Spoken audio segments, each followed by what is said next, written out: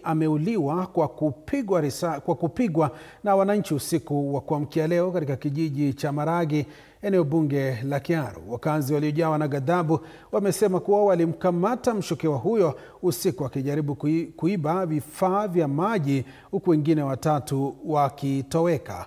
Wakazi wamesema kuwa uhalifu umekithiri maeneo ya Maragi baada ya watu wengi kupoteza mali yao kwa wezi ambao wanatembea usiku na mapanga wakiibia wakazi vifaa vya maji, ng'ombe, mbuzi na hata simu zao. Wakazi sasa wamewasihi maafisa wa polisi kuwa makini na kushirikiana nao kuhakikisha uhalifu umekomeshwa ili wananchi waishi kwa amani. Mwili wa mwenda zake umepelekwa katika hifadhi ya wafu ya Murang'a.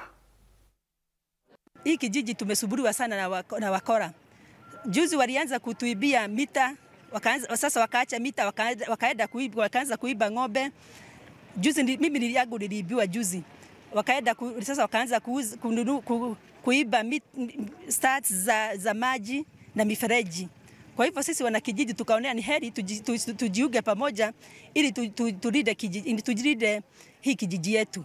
Sisi tulikuwa na wezi wa mita. Hata mimi kuna wakati nimeibiwa mita yangu ile.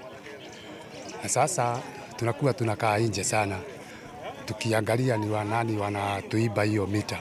Hatutaki hawa vijana wadogo watusumbue, na tumeungana hapa kwetu pikipiki kuanzia saa 6 usiku. Hatutaki pikipiki masaa hiyo.